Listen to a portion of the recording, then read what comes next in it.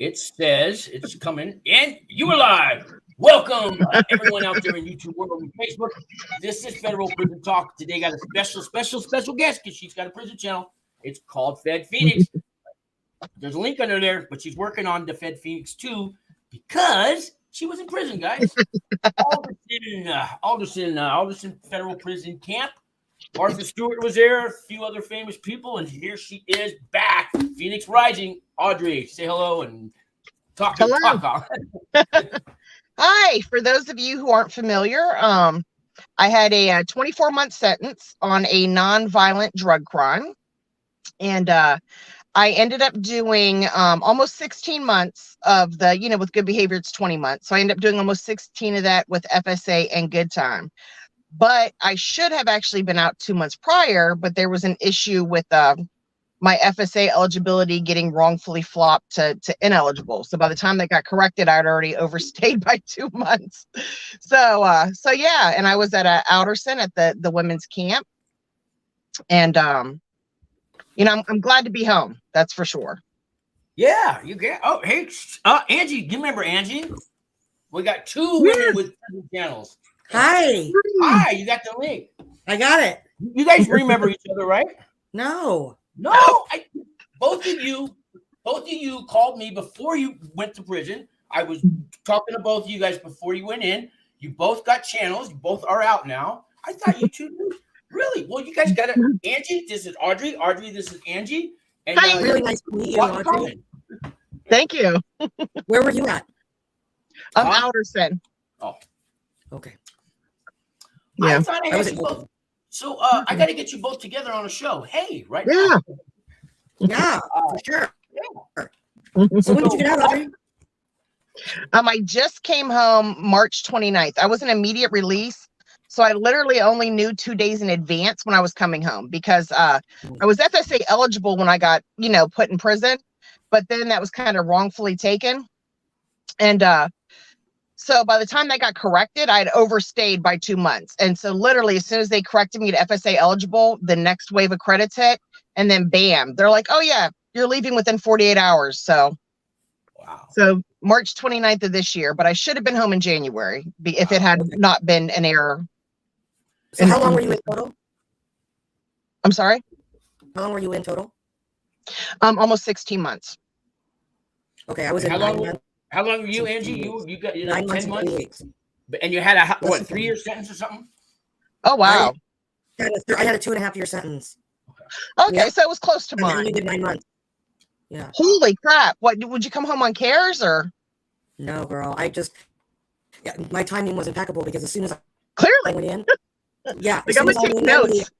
Immediately took me into RDAP, and I got into RDAP and I've never done anything. Your phone's breaking up a little, Angie.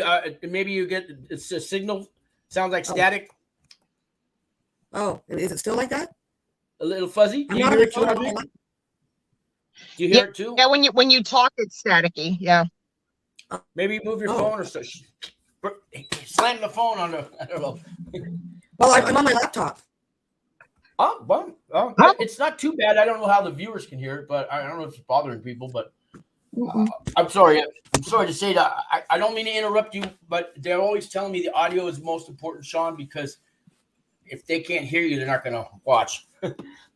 That's right. But listen, I got no BOP here. He says he remembers one of you. He says that's crazy. She's out already. I remember when she dropped her last video, and that was fast. I'm next getting ready to knock this sentence out. It must be you, because Angie, you didn't start a channel before you went in, or did you? No, only after. Okay, so it's you. Me. That's you. That's exciting. Well, I can tell you that 16 months while I was in there did not go fast for me. But I know in the free world that's a blink of an eye. But in there, yeah. True. And then you guys remember Toshanka? Heck yeah. Yeah. I just got a name too. I forget what it is, but he says, "Good to see you guys. How you doing, Angie?" And Toshanka, I'm ready to launch that channel with the UFOs and the Bigfoot and and the time travel thing. So we'll get together. I want to do it tomorrow. So, anyways, I'm ready to see that. I kind of like that. Yeah. Yeah. I kind of want to do like in honor of Coast to Coast AM, but the next generation, not to copy or take away, but just to keep it going, you know? Yeah. Anyways, so that's that. So Audrey, I wanted to know, you know, Martha Stewart went to this prison, and you know, everybody kind of focused in on. Is there any talk about her when she was there? Do people, oh my God, tell stories? You got people, some gossip for us? Pretty much nobody that was in there when I was there when Martha was there. But people love to argue about, you know, oh, Martha lived in the cottages. No, she didn't. She lived up the hill. Or, oh, Martha was the reason they got rid of the asbestos. Or, no, it's not. And, you know, or there was a lot of debate over if she worked in the kitchen or if she worked landscaping or if she really was stealing onions and just random. It's almost like it's like a free world kind of debate type thing, you know, where it's like random small little details about someone, a celebrity. But in there, we don't have Google. So instead of people being like, oh, yeah, I got this, you know, on the website, whatever, I read her book. Everyone's like, oh, my cousin said, or oh, my mama Googled it. And, you know, this is what she said. And you can't really tell someone your mom's an idiot or you're lying, one or the other.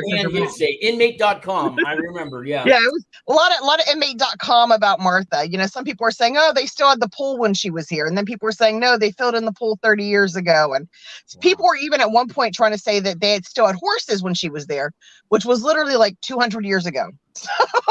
Wow. Like, what? She rode a horse in? Like, how? You know? Angie, you had a few celebrities at your prison that stayed like 2 weeks or something, right? The from Full House, what was her name? Lori Loughlin, and then Felicity Hoffman. Right. Before I went in. Would they get 10 days? Something like that? Yeah, literally. Like 2 weeks. You barely get dressed out in 10 days, man. Right. You don't even have time to get commissary in 10 days. What do you? At all. Nothing. Yeah, I guess they probably stayed in the shoe the whole time. I don't know. No, they were in the camp. I knew people that were in there with them. They said they were both nice. Lori, I guess, worked out with a few of them, like just acted like a normal person. Sure. In 10 days, her whole, that's not enough time. It's not enough time to make a difference in your life, good or bad. But I mean, I'll take the 10 days instead of what I got. But oh my God, yeah.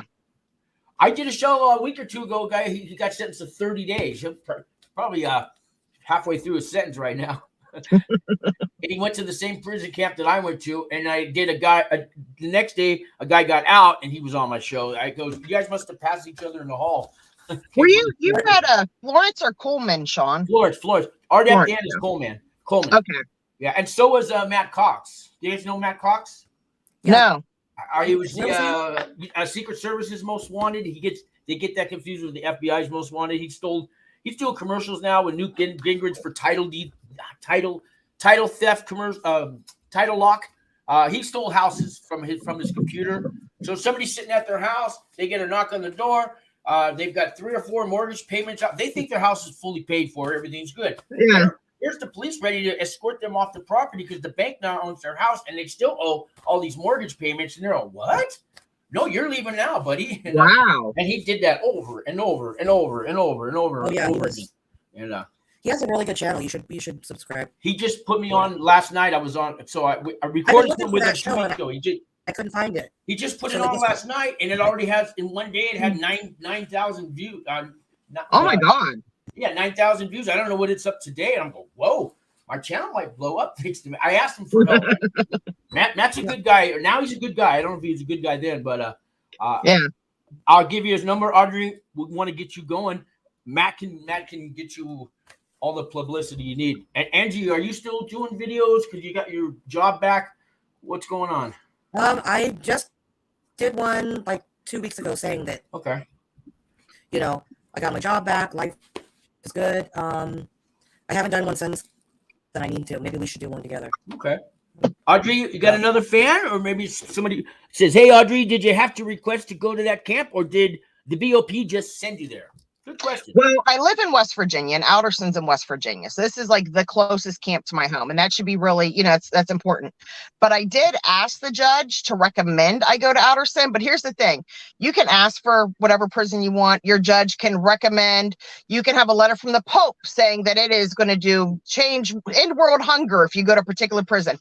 But at the end of the day, the BOP will put you where the heck ever they want. I literally was terrified that when I got my designation letter, it would say like Bryan, Texas, because that's a camp for women. You know what I mean? Yeah. And it was possible because the reality is if Alderson had like their quota of inmates and Bryan needed more bodies to fill the beds, I probably would have got shipped to Bryan. So it was really just luck that I ended up where I at the time wanted to end up, which, in retrospect, I think it did my family a lot of good that I was close. I was only a few hours drive away. I think psychologically that made things a lot easier for them.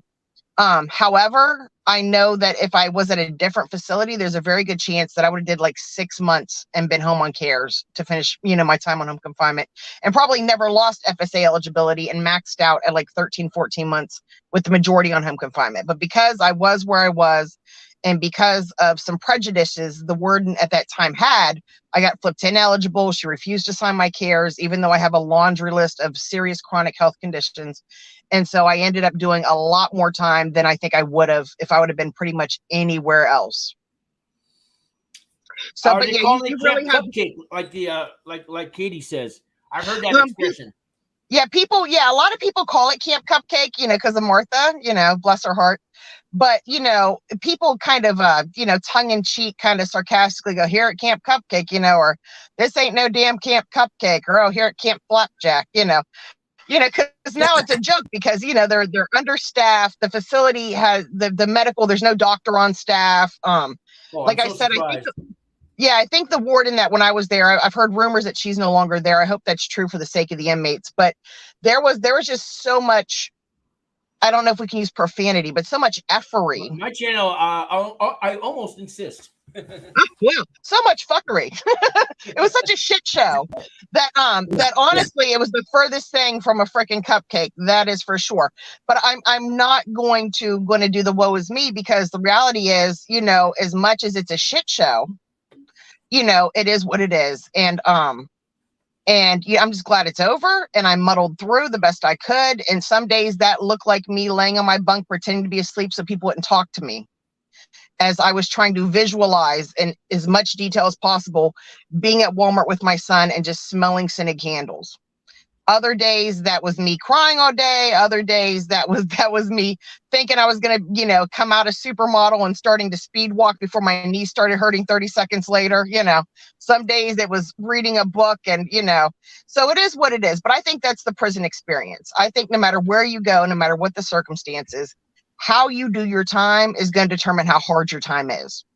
And having those dream supermodel, when I was, you get time to have those daydreams and just like run the tape. I mean, you're like my eyebrows are growing back. It's time, Yeah, but my knees were like, no, you big juicy sucker, sit on down. So. Hey, Nelson Mandela did it. I can do it. Yeah, that was exactly it. I will say for anyone who's getting ready to go in that's going to watch this, I thought it was going to be 1,000 times worse than it actually was. I 1,000 times. That's a big, yeah. I mean, I really thought it was going to be horrifying, and I had a very, very solid group of friends that I met right away, and we stuck together through thick and thin through the whole thing. Let me just ask you real quick. A lot of people go in there. I'm not going to make any friends. I don't want to know those people. And slowly, it's going to happen, right? Whether you want it or not. Yeah. I think. How do you guys feel about that? Keep going. I did. I have some solid friends. I will be friends with. I'm pretty sure forever. Not a few for sure. Yeah, I was going to say there are 2 or 3 people that, even though I didn't want to make any emotional ties, because I didn't want to like add that layer, you know what I mean, to the difficulty of everything and the complexity.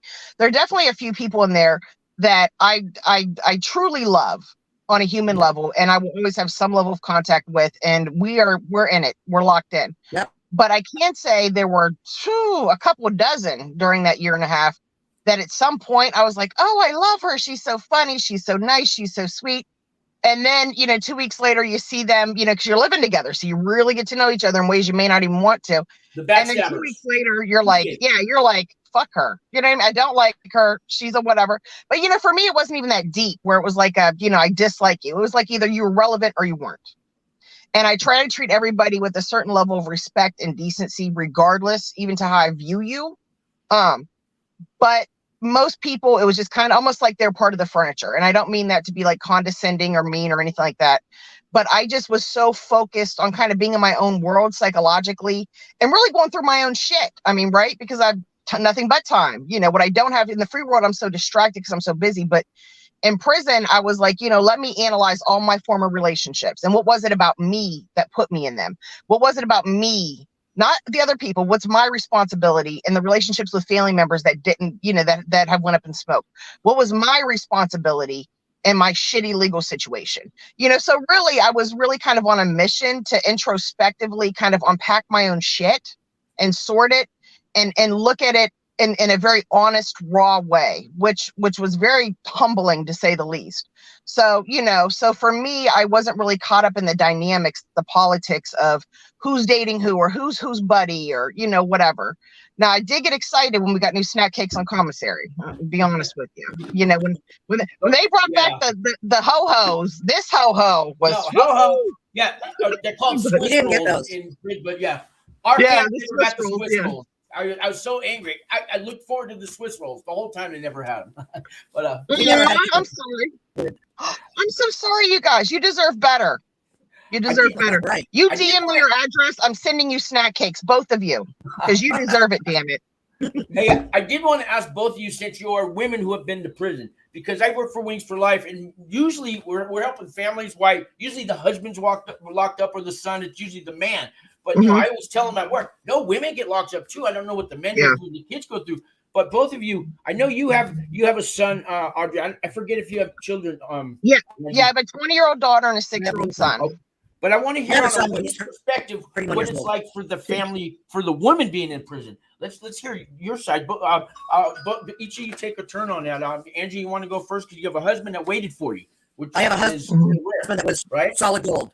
Solid gold. And that's awesome. Yeah, I was super lucky. He made sure I never he took care of the house, the animals, everything by himself. Do you have a sister wife? Right? No way. I'm not sharing with anybody. You're good. And I also have a son that's an adult. Now, my biggest problem was him, because I think he and I struggled the most because I was so obsessed before I went in. I couldn't concentrate. Now, he's in the military. He has his own family, a wife, kids, but I couldn't concentrate on my new grandson.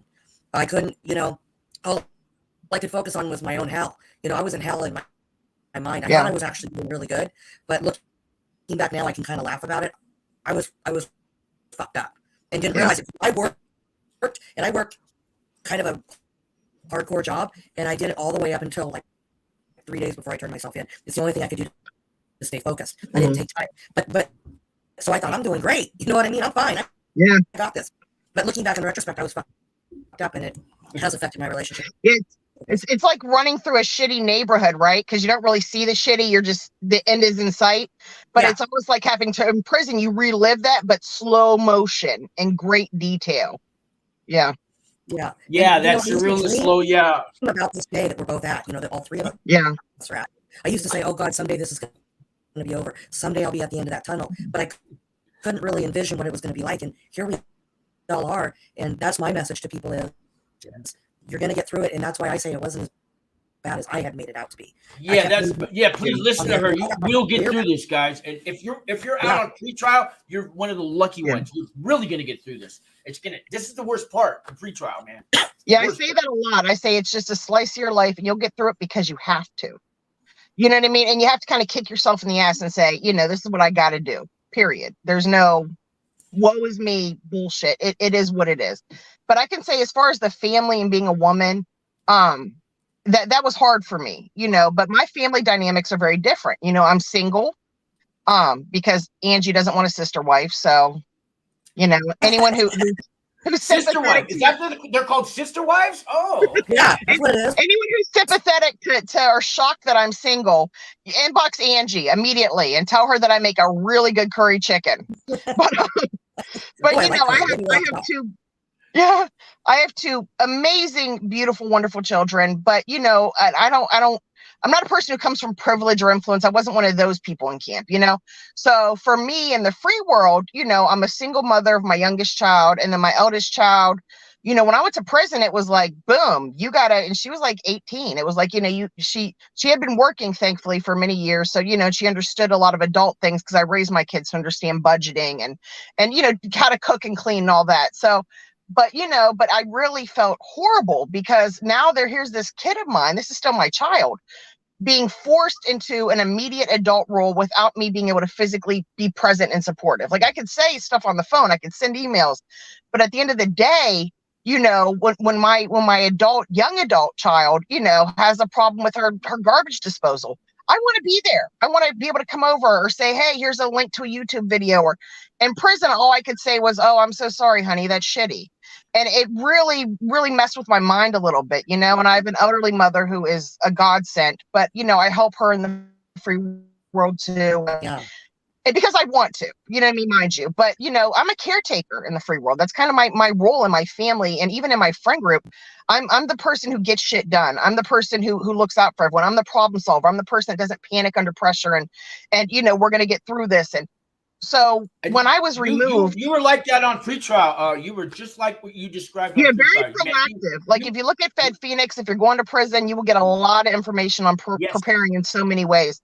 But you know, but so when I went to prison, it was like all those roles: mother, daughter, friend, caretaker, all that. Those things that were my identity were immediately stripped.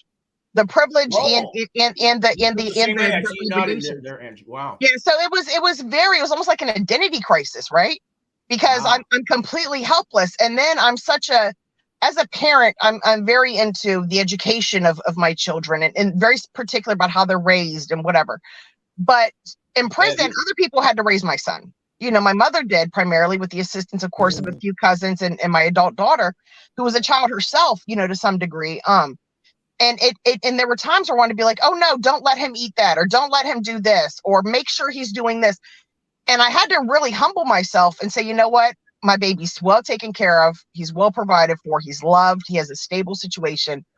My preferences are no longer relevant. They don't matter. Unless someone asks, they don't matter, because all the me being the axis of that world is no longer a factor. And then it's crazy because then you come home and immediately, boom, it's all the same responsibility.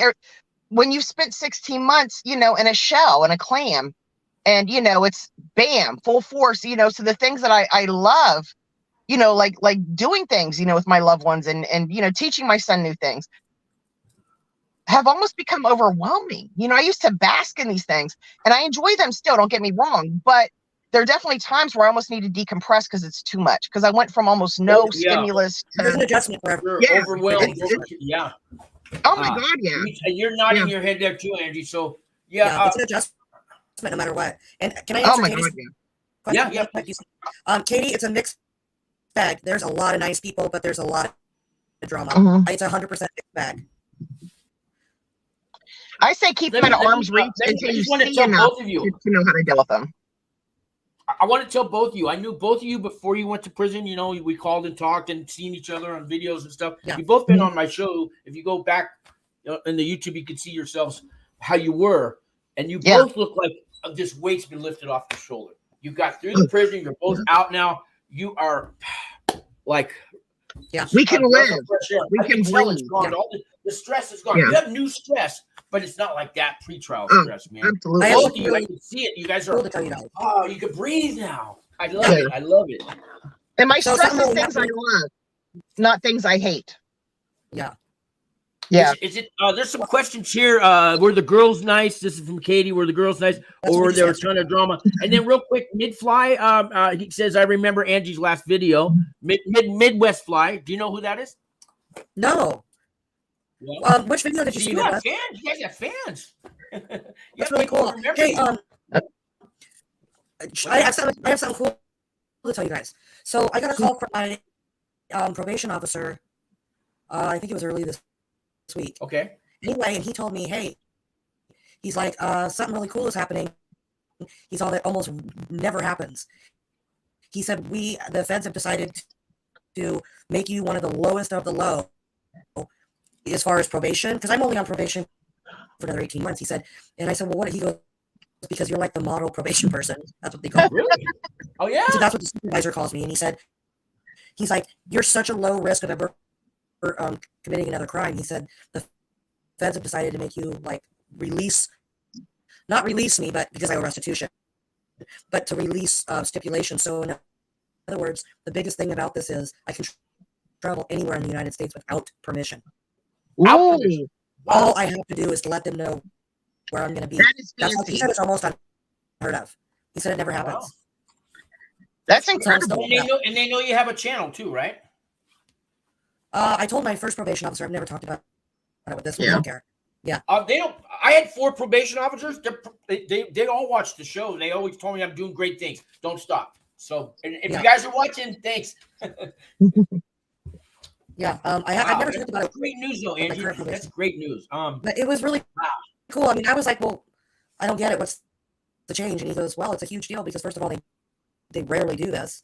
And he said it just loosens your it loosens the reins.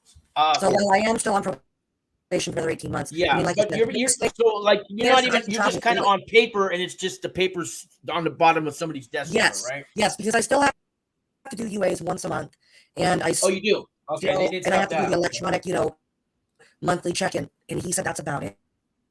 Nice. But if I decided to get on a plane tomorrow and go to Mississippi, I don't have to get permission, but I do have to email my new probation officer and say, hey, this is where I'm going to be. That's it. Yeah. Wow. It's a big deal, I guess. Wow. So That's awesome. that's cool. We have Katie out there, and Katie's got a lot of stuff, comments for you guys too. She definitely likes the way you explain things. Makes so much sense. And I did want to ask you the difference between the West Coast women's prisons and the East Coast women's prisons, because West Virginia's East Coast, pretty much. Or We're kind of in the armpit of the East. You know what I mean? We're like a mountainous, riverous little. Oh yeah, West Virginia is kind of like hillbilly town too. Yeah. But if you guys want to maybe talk, if there even is a difference in women's prisons where they're located, but maybe we can talk about that. And Katie says, I love snack cakes. And she says, do you know if they let you out on pretrial that it means maybe you won't get that long of a sentence? Also, does the judge take into consideration if you do well on pretrial, can you get less time? I'm going to say yes. In my case, I got like half my time taken off because I did a lot of things, but it's not about me today. It's about them. You guys answer. Audrey, were you on pretrial? I was never even on pretrial. I was never even arrested. Oh, that's right. All I did was See, I got a target letter. Yeah, I was never arrested, never indicted, but literally from target letter to self-surrender was like 9 months. So I was on pretrial after my plea hearing, like after I took my plea, and that was like a couple months into it. So I was on pretrial for like 5 months, and they were really lenient with me because they're like, okay, she doesn't drink, she doesn't do drugs, she doesn't drive after dark. Even though I have colorful tattoos and a winning personality. Yeah, I'm pretty mundane when it all boils down to it. So I was on pretrial, and I did obviously wonderful on pretrial because there's nothing I do that would, be a problem. But I don't think that really, I definitely would never have mentioned that to my judge at sentencing, I did great on pretrial, so give me some consideration. Because at the end of the day, if you ask your judge for a participation trophy for doing what you should do anyway, he's going to see you as entitled, and he's going to come down harder on you. So definitely do not, for the love of God, be like, oh, I did great on pretrial. I'm going to mention this when I give my allocution, and I think sentencing will go better. Don't do that. Allocution is a fall on your sword moment. I'm sorry. If you have victims, I apologize for my victims. I feel horrible. I will never do it again. It's not I did great. I didn't smoke crack, and I haven't fled to Cuba. So how about that sounds like a normal American citizen. That's great. You're average. Why should I give you a break? Right. Right. And you don't want to be that person. Yeah. So, I was on it. And still got a 30-month sentence. But keep in mind, I only did 9 Wow. months. Do you think being a woman that they give you a break, or women with kids or family, does it matter? Or No. crime is a crime? There's no favoritism or anything? No. Judges may even go harder on us because people will assume if we got a light sentence, it was because of our gender or because we have kids or that kind of thing. You know what I mean? So I don't think that, but I can say for my judge, and I guess most people probably don't feel the same way, but my judge, Judge Copenhaver, is the longest sitting federal judge in the country. He was appointed by, get this, President Ford, 90-something years old. Whoa. Yeah. And Good he old is boy one of the network, most intellectually short people I've ever seen in my life. Like, he is like Steve Explain that. What Hawking. intellectually short? Explain that to me. Sharp. Oh, sharp. Oh my God, like Steve frickin' Hawkins of the courtroom. But he was also very fair. So even though I feel I should have got probation under the circumstances, in all reality, if I remove my ego, my own shit from it, and I really just look at what was presented to him and how it was presented, he was fair in giving me 2 years. So, I don't think we get any special leniency, but I do think that, if you're fortunate enough to get a judge who actually, and he asks a lot of questions, that really looks at things and gets to know who you are as an individual and your individual circumstances, that's what may get you some leniency. But being a woman, having a uterus, it's a handicap. I'll be honest. Ugh. And I was sentenced by a female judge. She was the chief justice of the Eastern District of California. Oh, but wow. She was very fair, like yours. Yeah. She really laid it out, and we talked. Yeah. And I think she's very thoughtful in my sentence. Mine was a guy, but he like I said, I mean, I couldn't ask for a better judge. I didn't get everything I wanted, but it was fair. Judge, and she was pretty fair. Hey, I want to say hi to Mike Bradley. Yes, Pennsylvania is in the house. Let me ask you how you guys feel since I want to talk about women being, I'm on the little subject about women going to prison. Character reference letters, if your family comes and says anything before the judge on sentencing day, do you think any of that helps? Does it make it worse?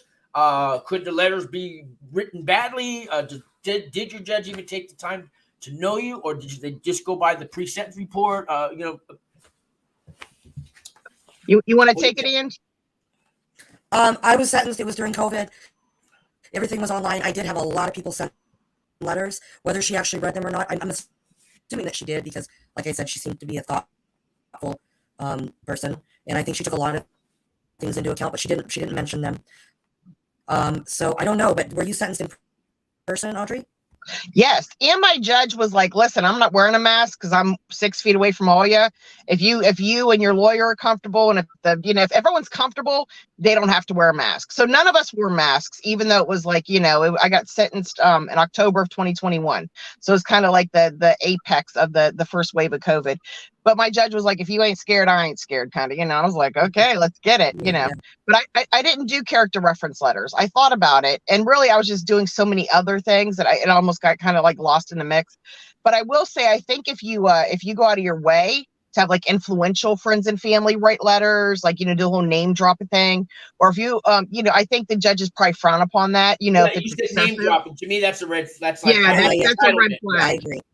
And I don't think you want to overwhelm your judge with a mountain of these letters if you do them, a lot of it's because they're not going to get read. Yeah. So you need to do like 1 or 2 that are professional, 1 or 2 that are personal, friend or family. And if you have a team of influential people at your disposal, maybe 1, maybe 2, of those. Our Dep Dan says don't do any more than 3. I do them for other people. I don't do more than 5. And I work with the families as we get the letter. It's a original letter, not a template. Because judges, this file listen that this is 544. Yeah, I get these every week. Yeah, it's got to be unique. It's got to be something original, man. And don't drag it out, and don't do too many, because those judges, they don't got the time to read your 80 letters that you send. Right. Really? Well, that's what I did too. I probably had 7 people want to write on my behalf, but I did tell them to keep it short and sweet. Don't make it because they don't want to listen to all that. Yeah, short, sweet to the point. Yeah. We know you're going to say she's a great woman. She's a great mother. She should never happen to her. And basically, they're trying to fight your case. But you're going to make the judge upset, really. Right. And I think you don't want the people definitely don't want them to give excuses for you. Yes. You don't want them to say you're innocent. You want them to emphasize, this is a good person who did a bad thing. who has acknowledged they've done a bad thing or who realize they've done a bad thing. This is out of character. This is what they call aberrant conduct. It's out of character. And I think that's really kind of the point you want to drive home. I'm a good person that did a bad thing, and this is not who I am at the end of the day. And this certainly is not who I'm going to be when I come home from prison either. And I like the way you said that you did a bad thing. Because people, I made a bad decision, bad choice. Bad decisions, I went to Burger King instead of, Chick-fil-A. That's a bad choice. That's a bad choice, Sean. Yeah. What my crime was, it was a bad. It was a planned out thing. I put family, friends, nothing mattered except me when I chose to do that. Okay, that was a choice. It was a choice, but not like ordering a Big Mac. I mean, it was planned out. Right. Yeah, you don't want them to downplay the seriousness. For what you did. Yeah. You might you didn't learn your lesson. Okay. Right. That's all I Katie. feel, but Katie, everyone I personally know was a self-surrender. What about you, Audrey? Oh yeah. I was a self-surrender, and a lot of people at camp were self-surrenders, but we'd also get a lot of planes in. And when you get a plane, the Con Air, you literally get anywhere from half a dozen to a couple dozen to plus women all at once that have been flown in from all around the country, usually from other prisons or the Oklahoma City thing.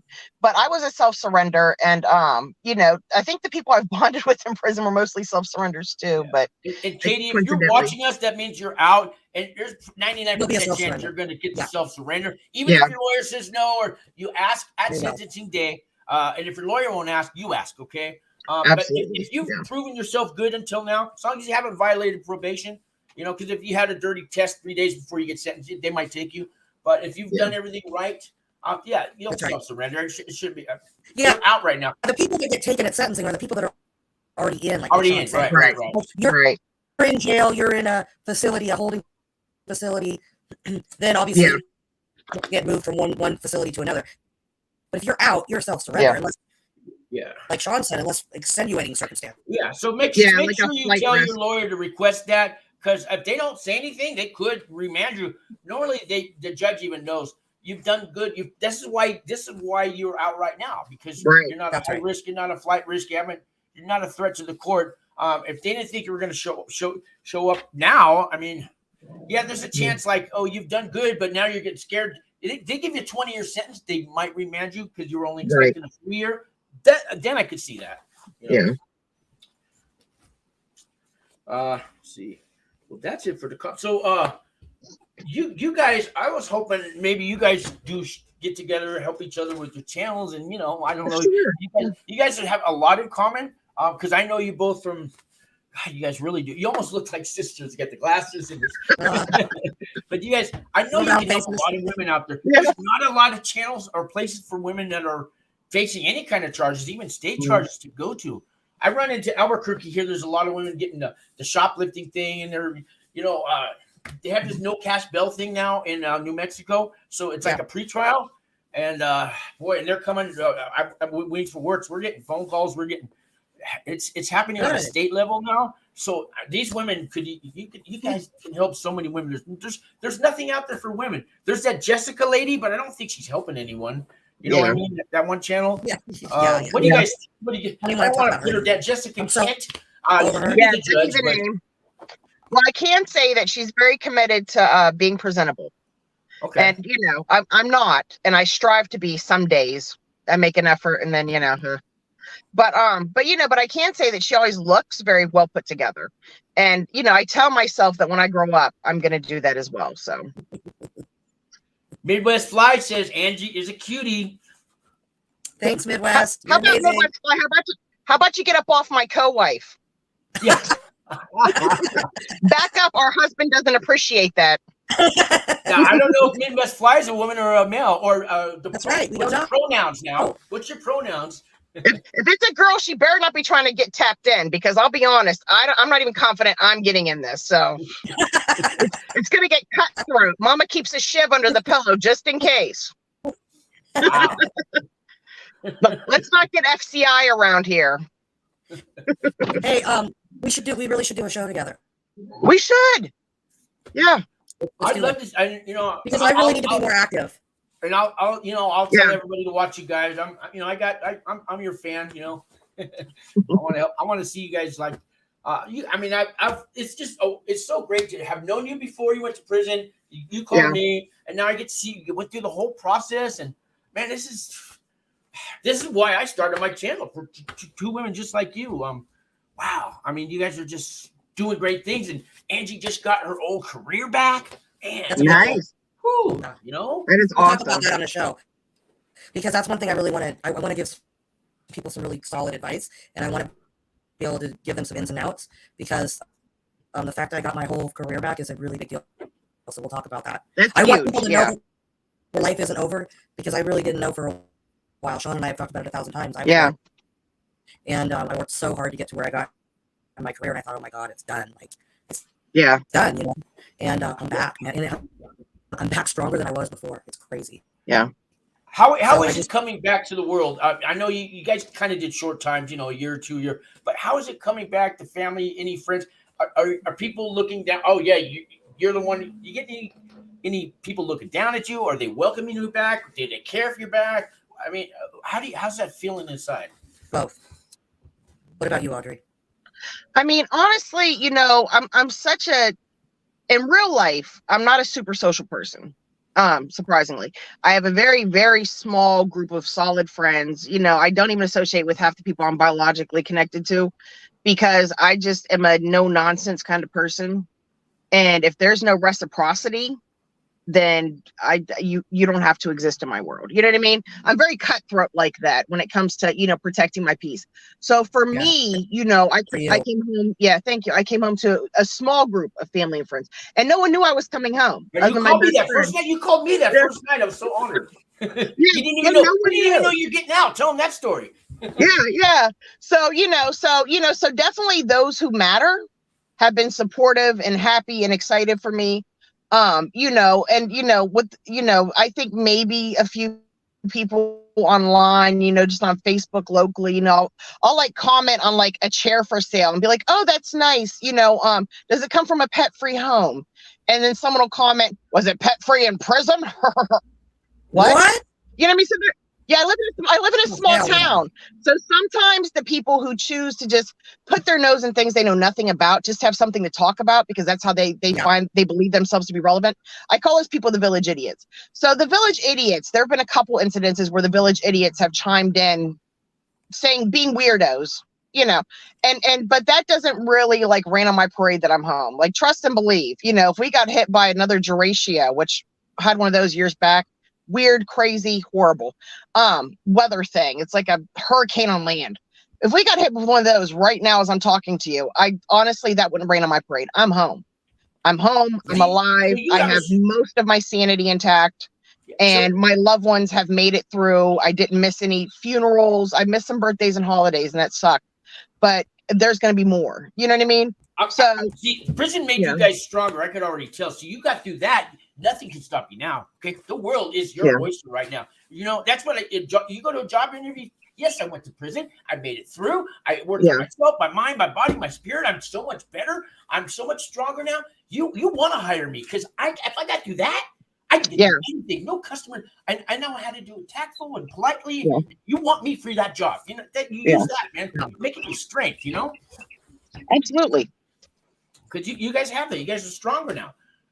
I mean, really, you can't put nothing past you anymore. And we get this I call it a superpower. We get out of prison, we can read through anybody's bullshit. I could tell the real person, right? No more, you're not going to con me anymore. We can see right through people now.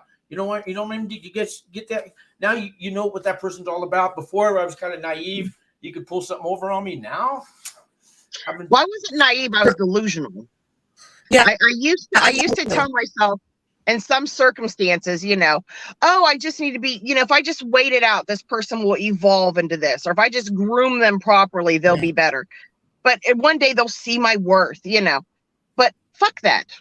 Fuck it. Life is too short. You know what I mean? And the reality is I'm not selling myself dreams no more. So I did occasionally, you know, I was never really naive or not able, like not perceptive. But like my brain would be like, okay, this person's a piece of crap. Let it go. But then just, you know, my own crap would be like, oh, they're a piece of shit, but wait, there's more. Life is not a ShamWow commercial. There's not more. It is what it is. You know what I mean? So, you know, I definitely better learn now, because I can do this all day. Yeah, like I'm definitely more protective about where I put my energy. That's for sure. Like there's no more throwing on the cape and saving people from the crap. I'm done.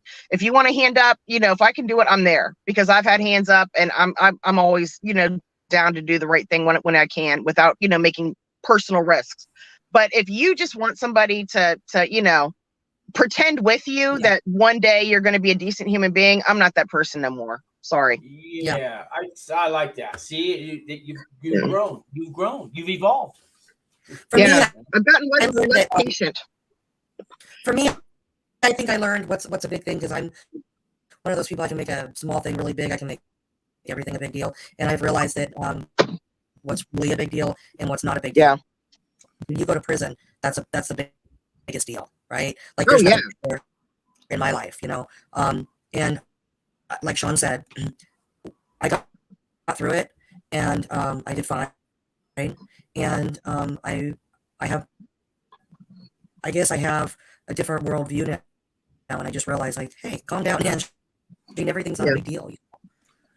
I'm definitely a lot more indifferent with you too. Angie, me and Angie did a show a while back about women being abused and raped in prison. You remember that one we did, Angie? And I had the clips in Dublin. And so for women that, I think there's a few women here watching now that may be facing prison, and men want to know too. How safe is it for women in that aspect? Are the CO? I know they don't want to be called guard, but we don't want to be called convicts either. So I'm going to call them guards.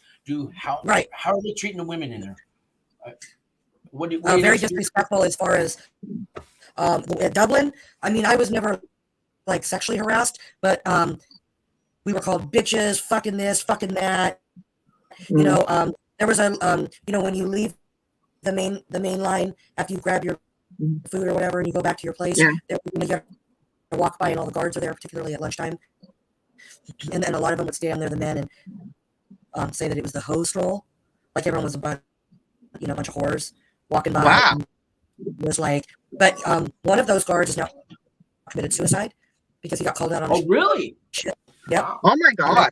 And another one. They've been doing a lot of cleanup. There's a whole prison in Atlanta got shut down.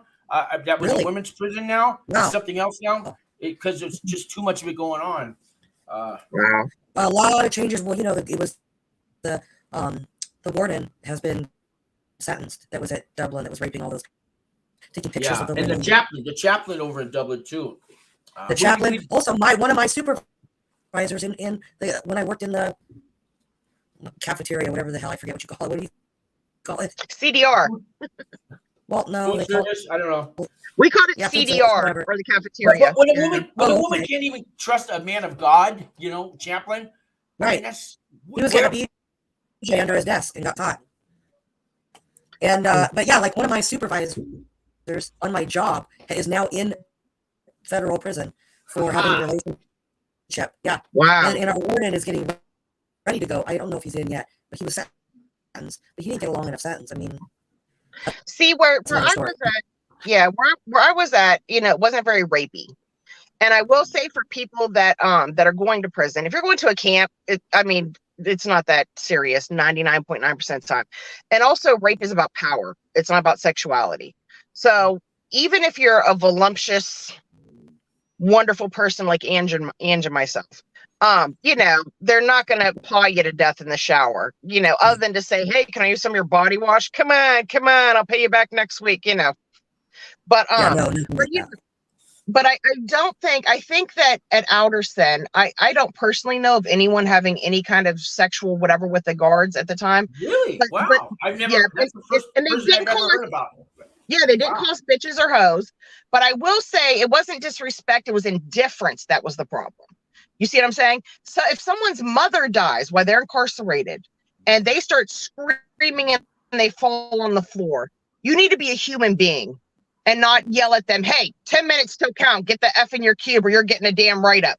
No, you don't treat human beings like that.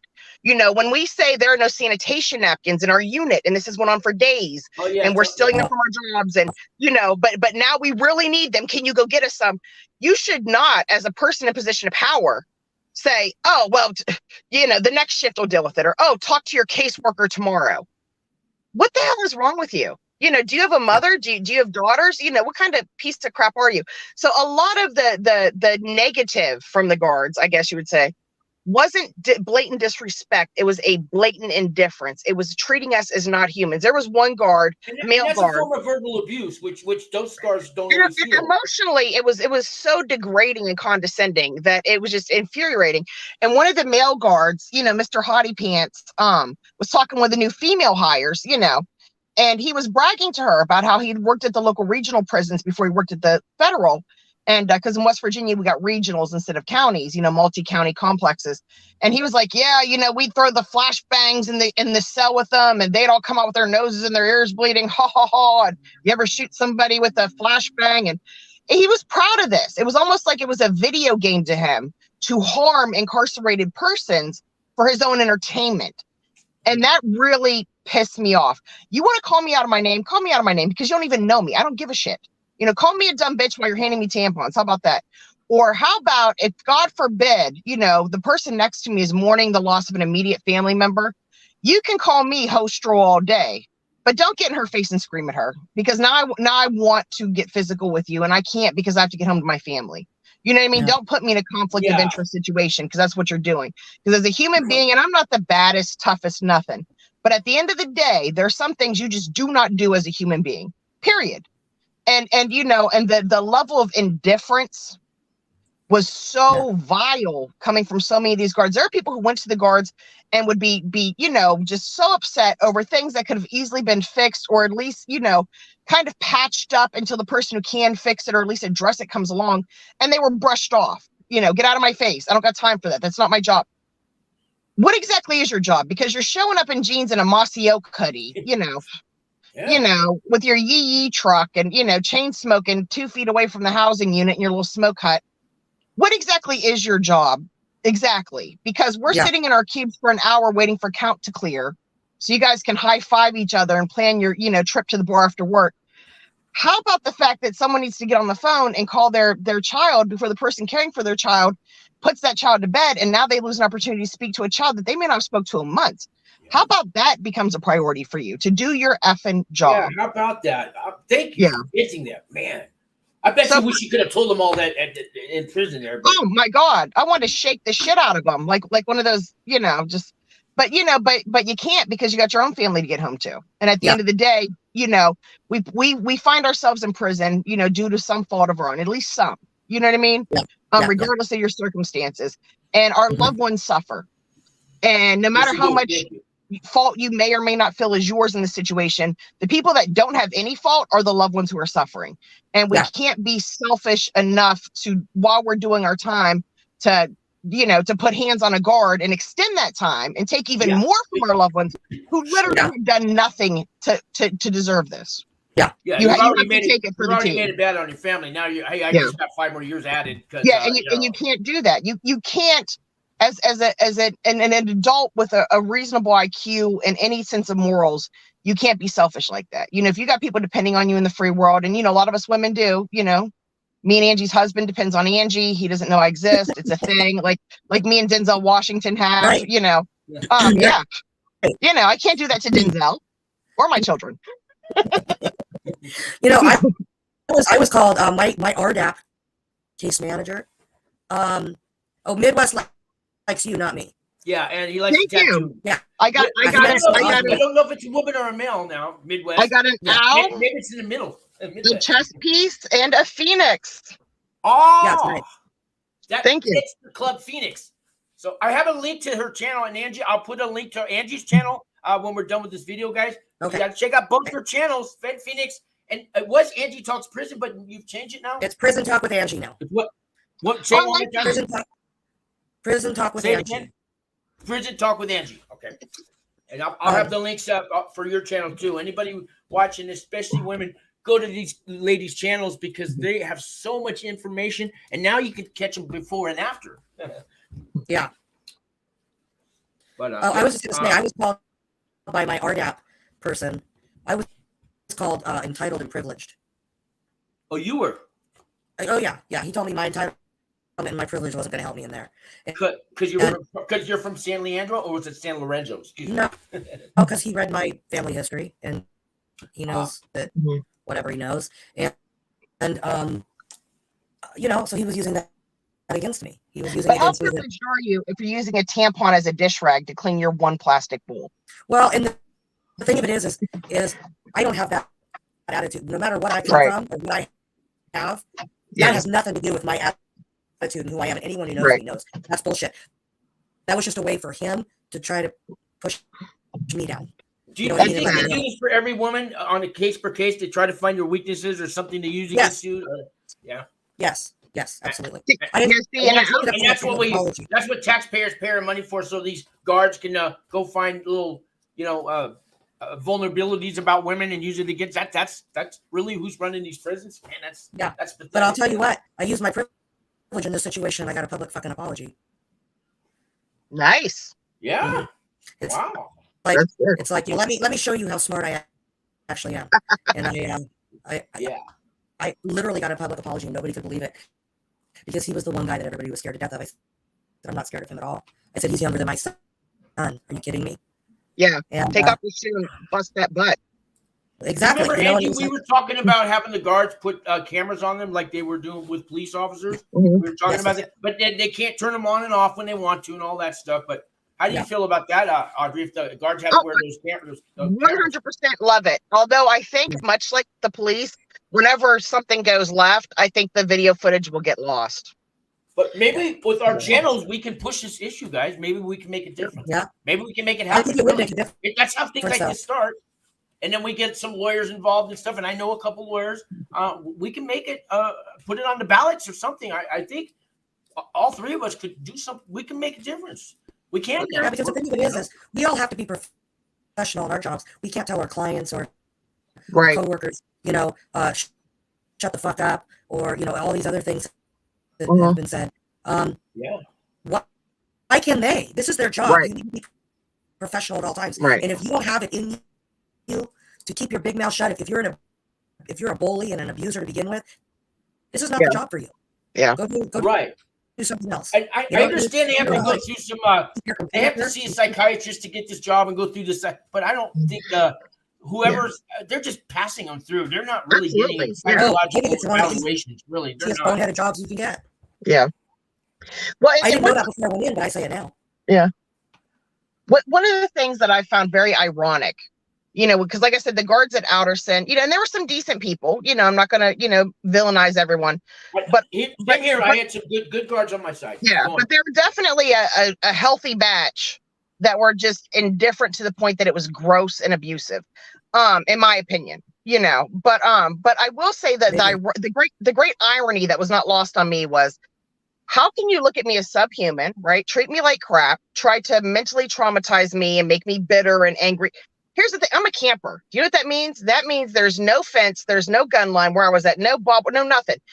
And it also means that I'm probably going to be here for a relatively short window of time. And then I'm freaking local. Not that everyone there was, but, we're the people that are going to be working at your kids' daycare. We're going to be your Walmart greeter. We're going to be that person who's whatever. So at the end of the day, making a sandwich at Subway next Tuesday, man. So you better be careful. We're making your sandwiches. We're taking care of your Nana, wiping her butt at the nursing home. So do you really think that it is in your best interest, not mine, yours? Is it in your best interest through any line of logic to try to have me leaving here traumatized, bitter, angry, frustrated, mentally unstable?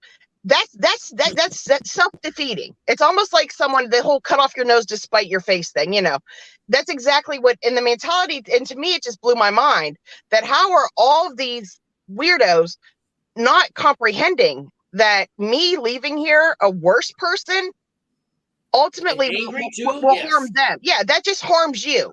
When you take people who are going to be part of society and you traumatize them and you stigmatize them and you oppress them, even people who come home and are treated like shit, can't get a job, are beat down by the system, beat down by their community.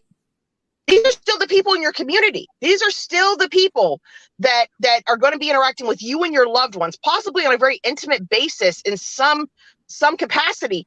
It does you no favors for these people to be miserable or angry or frustrated, or, you don't want the postal person or the school shooter to be someone who, you realize, you kind of groomed. You know what I mean? through your own crap. You know, if you want to be mean to something, you know, you can. Well, let me shut up because I was about to say something that might have. No, don't shut up. Keep going. Keep going. Don't If, shut if, up. if you want to be, you know, if you want to be tough, pick a fight with someone that can swing back. That's all I'm gonna say. If you want to be tough, you pick a fight with someone that can swing back. You don't go look for the 80-year-old person crossing the road and hit him with your truck. That is a punk move. And in or out of prison, I have no respect for that. In fact, you are the predator as far as I'm concerned. I may be the inmate, but you are the predator. Yeah. Yep. I might be an inmate, but you're a predator. So who's really worse? Yeah. Angie, I think you want to follow suit. I see, right? Go on. No? No, I agree. I'm just agreeing with everything that she said. I mean, there's a lot of bullies. And me too. Me too. And I love that. Just like there's a lot of police officers that are also bullies. There are certain personalities that go into certain professions, not to make a difference, but because they're a bully and they've got to feel better and above people. Where of course, there's a gamut that are good too, and that go in for the right reasons. But there are a lot of police officers are wife beaters, child beaters. Because my father was one. I went through growing up. We ran from my father for years, and I get pulled over now and then from a cop, and I can tell, I can spot those guys. Yeah. You know, and these are the people working in our prisons and our jails, and these are the last people you want working in a place like that. But I don't get it. Yeah. So. They're most of them are alcoholics, and they meet at their little local bars, and they all get together, and they plan it. Talk about their pensions and how much money they're making, and how it's always wearing their sunglasses, their name brand sunglasses, to work on a shady day. Right. And they're a 5'2" guy, and he's got a big giant 4x4, 8x8 thing, and with his big old egos this big, and why are these guys getting hired to? Because just like they need bodies to fill the beds, they need bodies to fill the employee roster. It's a money-making machine. That's why. And some of the women, my prison had a lot of women staff, and they were almost like the men, and they all drank together, and they all married and screwed each other, and whatever they were little. Absolutely. Some of the women were just as bad as the men were where I was, but not as bad as I didn't have the fear of them hurting me. But they didn't know how to get under your skin, But they're not all bad. I would say half the women were like that. The other half were very nice and respectful. But so because when women running a men's, so my prison was a men's prison, and it was pretty much 80% women on the staff, the warden, the associate warden. The women were running it, and I think they did a great job. And don't get me wrong, I hope they keep it that way, because they did a way better job than men. But some of the women got a little power trippy crazy. Well, we got here. Let me catch up on these comments. Oh, thanks, and you're welcome, Midwest. But subscribe to Fed Phoenix. Her link's down below. Okay, Midwest likes you, girl. You need to get back into YouTube, Angie. Maybe you can help her. You don't have access to your YouTube channel before you went in, right? Explain that. Yeah, my original channel, I can't. The email, I don't have the same phone number, of course, and I don't have access to the old email associated with it. So I'm just kind of locked out, hopping in the comment section, talking about check out the new page since I've been out. So I need to regain control of emails, and it's just a whole lot. I'm not tech savvy at all. I'll try to help you. Thank you. So Angie, you're up in Washington. You're not in the Bay Area anymore, are you? Yeah, I'm in Seattle. Because I had to go into the Google building to get access to all my stuff. But if I could even find the address and phone number. If you just call somebody at the Google office, don't go to these websites, and just call the Google office. Like you want to advertise on their channel or something. They'll help you. Whoever answers that phone. That's the best way to do it. Talk to a real person that works there. Don't go to some website and all, if you Google how to Google's phone number, you're going to, let me find the real number for you. Okay. Yeah. Because you got to get back into that channel. I mean, you have 2 subscribers on the other channel. Now you can't even find the link today for the channel. So my old one. I got the link to your old channel. We'll just keep that growing, and you'll get in. Okay. Yeah. The old one has I'm sorry, sweetheart. Sean can give you my phone number. Okay, cool. Oh, yeah, I'll give her my number too, Sean. Yeah, for sure. Yeah, back and forth. Yeah, you got it. Sure. Yeah, my old channel. I was dreaming of the day that I would get monetized, right? Yeah, so when I go look at my old channel, I have less than 200 subscribers, but I got up to like 200 at one point when I was incarcerated. And I think people just kind of dropped off because of lack of new content. But I have commercials on my old channel, and I'm like, wait a minute. If I could doing that now, they're doing that now. Yeah, I'm like, what is it this? gives you incentive to maybe get some, but because they own every video you make, they own it now. Yep. So, and my new channel has like 2 subscribers. So well, I've lost some too, because I haven't been doing enough. So I have lost. Are you monetized yet, Angie? I forget. What's that? Are you monetized yet? No, I only have like 190. Oh, we got to change that. We got women watching this show right now, and if maybe so, if we all just keep going on each other's shows, because then you get 3 times as much, right? Yeah, I mean, I was really monetized for a while, and I was building, and then I, Hey, that Jessica Kent has like 500,000 viewers, guys. You guys are way better than her. I don't want to put her down, but you guys should have 1,000,000. If she's got 500,000, you should have 1,000,000. No, she's at 1 million. Now. Oh, she? Wow. Holy shit, really? Damn. That's incredible. She just celebrated 1 million this week. Woo. Wow. I don't know what she's got. Because I personally, I don't know. I had my little, I sent her she said once that she was in recovery and she was smoking pot, and I told her that's not recovery. I'm gonna unsubscribe. She goes, well, it figures you and about 100 other people today. She had that attitude with me, and I'm all, I don't care if you smoke pot. I'll watch your channel, but don't say you're in recovery. She didn't like that, right? But it is. She's got an attitude. Well, I think when people think of, I think when people think of women in prison, right? A lot of times it's kind of fetishized, you know what I mean? Like, oh yeah, orange is the new black, are you into Alex or the other one, So I think, and I'm not trying to be disrespectful or belittle anybody, it's not really my thing. I don't like to do unnecessary ugly, but Jessica Kent is, a slender, feisty, Caucasian woman with long hair who has nice teeth and, puts on her makeup and all that. So she kind of embodies in some ways the fetishized female inmate. And I'm not saying that all of her, even the majority of her people are following her because they have a thing for female inmates or some kind of fetish. But I'm just saying that definitely helps. I think that, if you fit a mold for a niche, if you fit a particular niche, a popular niche, that will make more people drawn to you because people like what they like, or they want to see the world how they see the world. And the reality is the average inmate is female inmate is your grandma, is your cousin, and it's not, and I'm not saying there weren't plenty of people like her in prison. There were tons of them. Just as many as there just me, hers, there was me, but I think that, and she has a lot of funny stories. So she is kind of charismatic. They should all be like you. Anybody watch right now? Can you guys? I love you, Ange. Give us your opinion on what she just said, guys. And anybody leave comments in this video after too. I want to hear your opinion on it. I agree with you. How about everybody else? Katie, how do you feel about that? What she said? See if they answer quick. Type quick. No. What's? But yes, and I'm not knocking her or whatever. I'm just saying that I get how a particular large group would be drawn to her channel. Yeah. Well, there's a whole Wes Watson thing too. On the other hand, for the men, do you guys know who he is? Wes Watson. He's got the big muscles and the tattoos. I've heard of him. He's talking about 23andMe? No, but that's close. I think they no disrespect to his wife, but I like 23. Yeah, 23andMe. He's okay. There was a guy. His show was Count Time, and he was getting up there. He's left me a few messages. And he wanted my help to come because and I said, yeah, he wanted my help to come back on the channel. I left him. He's the first time he ever commented, but he went through something happened to him, and now he's not answering me back. But it was called Count Time. Do you remember that? He was at the prison across the street, and then there's I want to say Wes Watson. There's a really buff guy that screams a lot. I don't know his name. That's Wes Watson. Larry Lawton. I was thinking about. But that's Wes Watson. He screams and stuff. Show me your paperwork.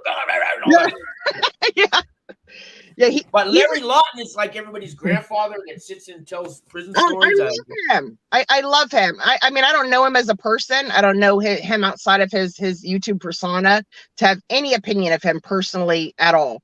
But I can say I enjoyed his channel before I went to prison. Now, I really need to probably catch up again because he has good stories and good. He's very charismatic. I mean, we all like a charismatic person. That's what they, you know what I mean? You guys, your channels, I've listened to your videos all the way through. You guys, both of you have great things to say. We just got to it's got to need a little more exposure because these other people. Who's the biggest women's prison genre channel right now? Probably Jessica, right? I guess. Jessica. Is there any other ones? Is it her? I know there's that one lady in Florida that did some state time that has like the straight bangs and the dreads. She's a white lady. She's a blonde. Okay. I can't think of her name. Christina, maybe something. Christina. Yeah. I like her. She's also very on my show. But I haven't seen her for a while. Yeah, she's beautiful, very charismatic. My PhD, my prison history diploma, I haven't talked to her in a while. She's been on my show. She's getting up there. Do you know who that is?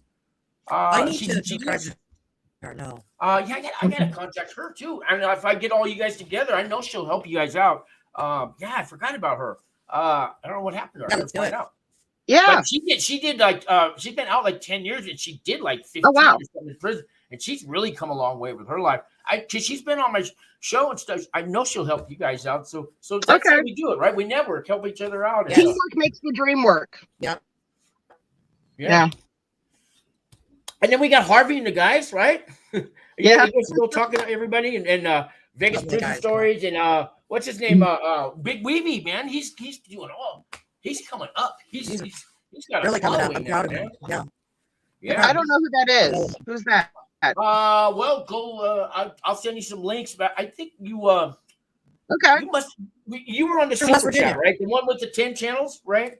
Audrey, that was you, Angie. Okay. Yeah, it was me. You might have already been in, Audrey. So I did that thing with 10 prison channels. I did like 2 of them. Wow. And a couple of them were new channels.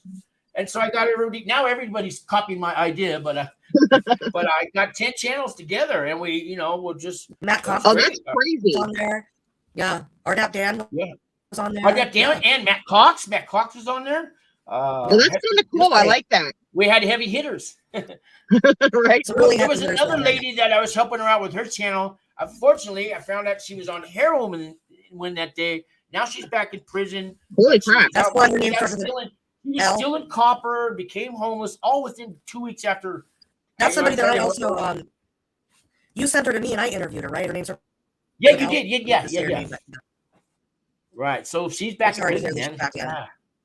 Wow, that's pretty hardcore though. 2 weeks out. Ooh. Yeah, 2 or 3 weeks out. She's homeless within 2 weeks after that show. Because my roommate, a guy at the time was her roommate, and her mother owned the building, and her mother's just had, I don't know, her mother's seen her go. She's been to prison 3 or 4 times. Wow. And she's done a lot. She's done like 15. Almost glamorized it too. Almost glamorized it. Oh my God. Well, I think when you've done that much time, it probably becomes part of your identity. It's probably largely how you see yourself and your loved ones see you as you're the one in prison, Yeah.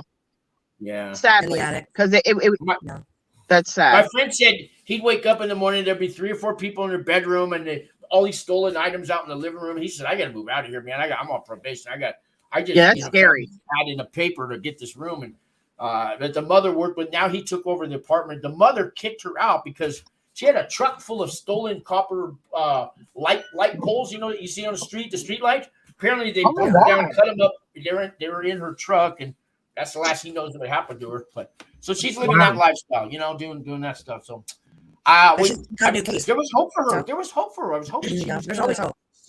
See the light or something. I mean, you got to want to change, though. You got to at least want to change. Yeah. Yeah. I can't reach my hand and feed you, but I'll pull you up and show you where you can go apply for a job. But I'm not going to walk you in there and get you the job. Right. Kind of. So I know there's a lot of women out there getting on pretrial that come. Let me ask you: when the new ones come in after you've been there, the new ones that come in, would you wager whether they're going to come back to prison or they're going to they're going to grow and change while they're in prison, or what do you think happens to these ones? Yeah, maybe sometimes. Yeah. I think for the most part, I just was like, it's not my business. So I don't really, it doesn't affect my life.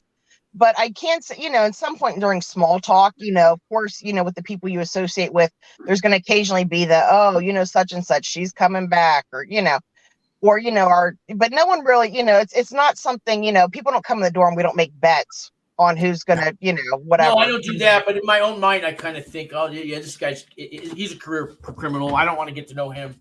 That kind of thing. Yeah, it's a huge red flag for me. Like if I met you in prison and you were, especially if you were proud of the fact that you were a frequent flyer in the correction system, I just didn't associate with you because that's not who I am. And that's not who I'm trying to be. So, there's nothing for me to gain out of any kind of interaction other than the bare minimum.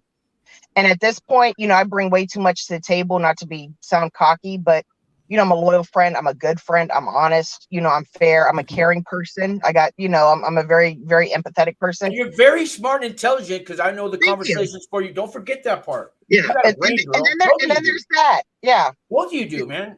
And I'm a snack cake connoisseur. So, but yeah, my box. Yeah. I gotcha. So at the end of the day, if you're bringing nothing to the table but your plate, as far as any kind of companionship or relationship, expect to leave hungry, baby, because mama's eating coconut shrimp and Swiss rolls. And if you didn't bring, some ding dongs or well, that was kind of weird, right? But if you didn't bring the horchata and that sounds weird too. Okay.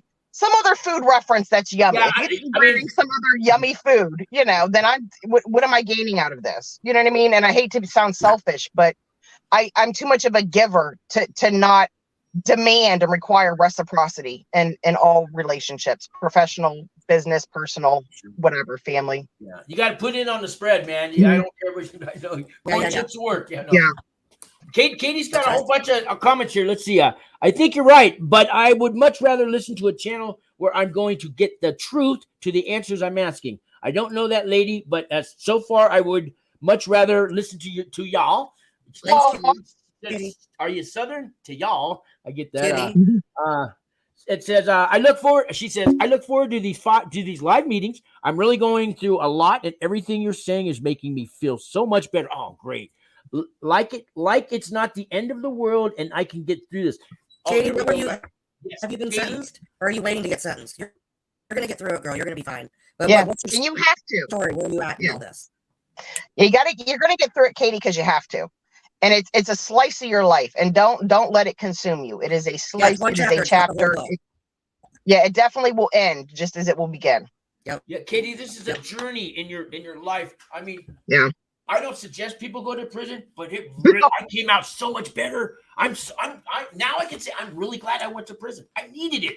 I didn't recommend it, but I needed it, man. It did me wonders. But I had the mindset before I went in there, and which you develop that now. You get that luxury on pretrial. It's hard to do when you're locked up in detention waiting to get sentenced.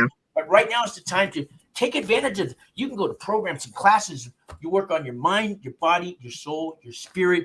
And every day you're sucking up knowledge while you're there, and you get to find out the meaning of you while you're in there, and the meaning of your life. And that's how I looked at it. So, Katie, I'm you tell them. I think I said enough. Let's you guys get it, right? Yeah. Okay. If you have any more questions, let us know, and let us know where you're at. Let me read. She's got more. I'm gonna help you. She's got more. Let's see here. I don't want. How much time are you? Okay. Pre-trial home detention. And home detention with a leg monitor and watching your videos. Sean makes my day. Thanks again. Oh, God bless you, Katie. What do they tell you you're going to get, Katie? Do you have any idea? I don't know about Audrey, but I pretty much knew what I was going to. I had a good idea of what I was going to get. Definitely Southern from Louisiana. Orleans, right? All right. And I'm still waiting to be sentenced. I go to court in December. Wow. December. What do you think you're looking at as far as that's time? At least 6 more months of trial hell you got to go through, man. Whew. I'm sorry, I didn't mean to overtalk you, Angie. Ask again. I don't think she heard me. I'm sorry. I think I was over talking on you. Can you say again? I just want to know how much time she thinks she's going to get. Because she should have an idea based on the guidelines. So I'm wondering, how much time do you think you're going to get? Yeah, Angie, these two ladies are the perfect people to help you because, right, ladies, you want to help somebody like Katie, right? Absolutely. Yeah. I knew it.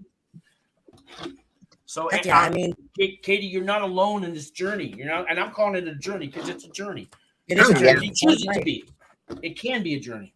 Make it a journey. You will 100% get through this, and it won't be long before you go, oh my God, it's over. What's that? Like, you look around and like, one more time? yeah. It's like you got 9 months to like lead up to this childbirth, right? And then it's over. Yeah. Wow.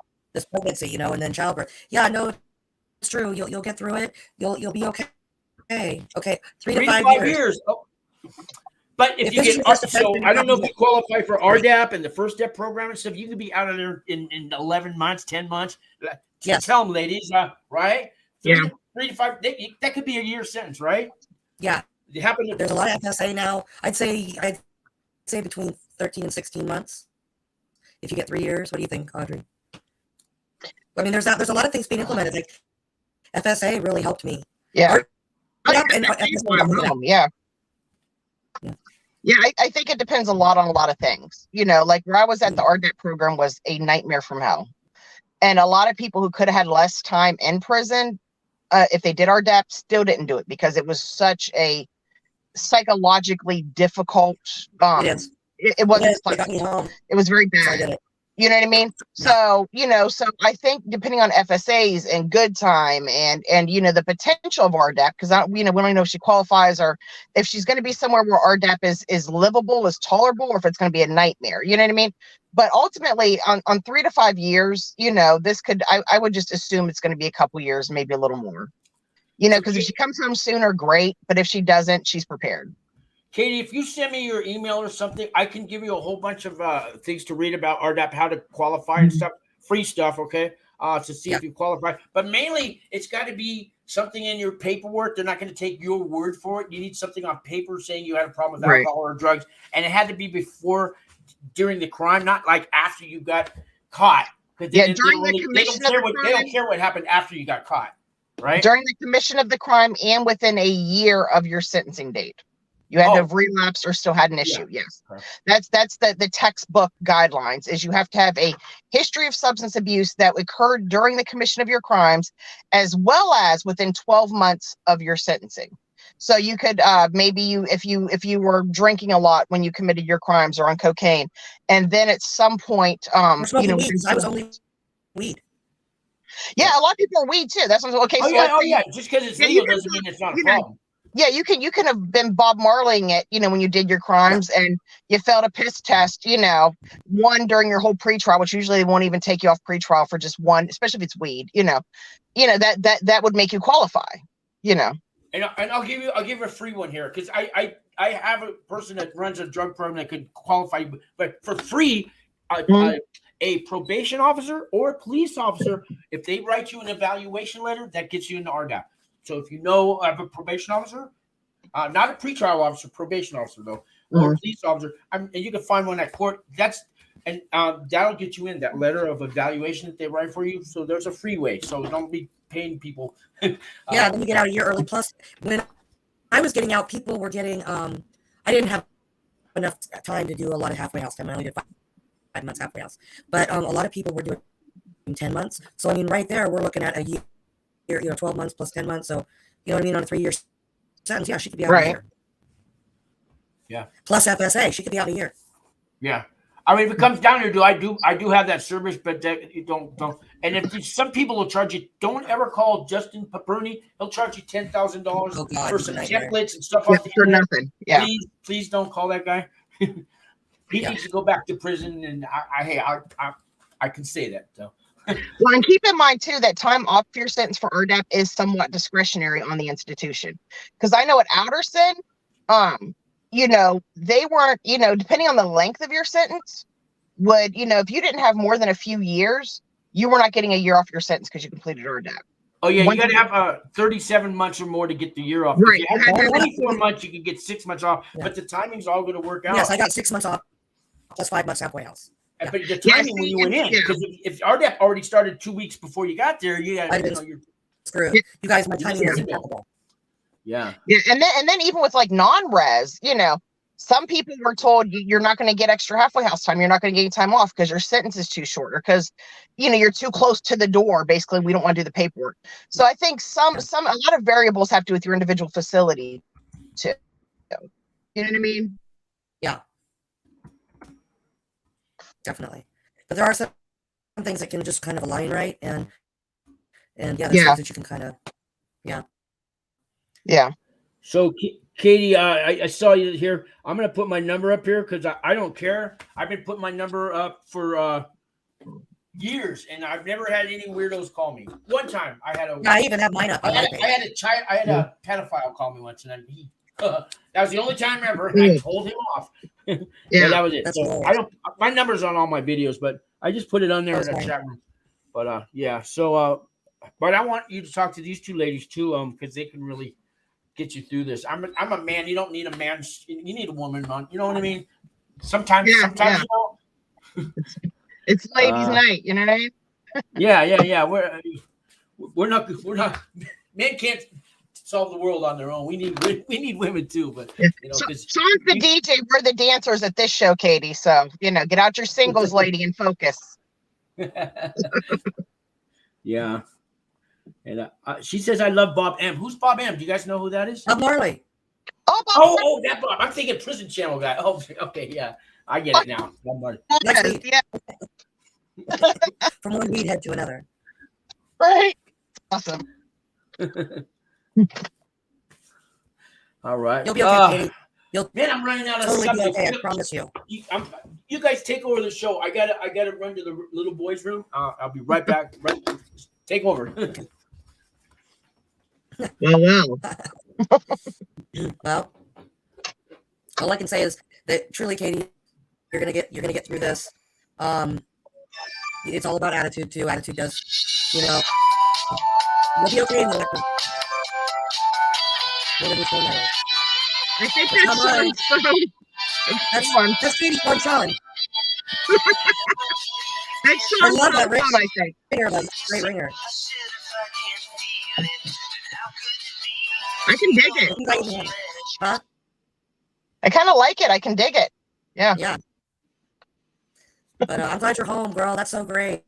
Thank you, and you too. It's incredible. See, I've been out a year now, a little more than a year. Okay. Yeah. See, I only had a year paper altogether, so yeah. So I'm. How long are you on probation? 1 year. Oh yeah. Okay. Yeah. I got 2 years of probation, so I got 18 months.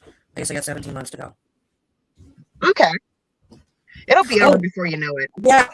And one thing I do want to say is I expected that the probation officers would be total assholes, like the guards. Not at all. Yeah. As a matter of fact, I asked the 2 probation officers that I've had since I've been out, hey, how come you guys are so respectful? And he said, we're trained, like it's serious. It's in our training. Like being disrespectful and treating you guys like shit, like we'd get in trouble for that.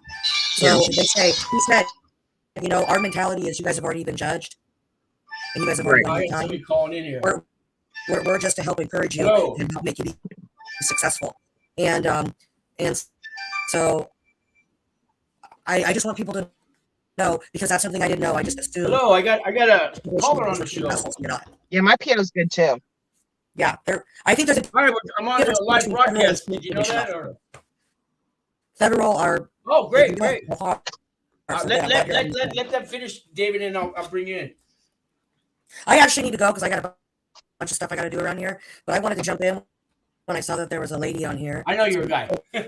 So glad that I did. Yeah, I'm so glad you did. Yeah, I'm so glad. I just wanted them to finish talking, David, and I'll bring you in over. Sean, thanks for letting me jump in, and Audrey, we'll talk really soon. Okay, we'll do a show. Yeah, for sure. Okay. Yeah. And Katie, I'd love to talk to you and help you in any way I can, and I mean that from the bottom of my heart. I am here for you. Thank you, and I will marry you. Okay. I feel like you were leading up to that, and I just want to relieve all your stress and let you know, whenever you're ready to ask, the answer is a very hetero yes. A strong yes. Strong yes. It's a yes for me. Golden buzzer. Wow. I love you. You're awesome. Thank you. you. Guys, I'll talk to you real soon. Okay. All right. Right, hon. So thank you. God bless you, Angie. And we'll talk.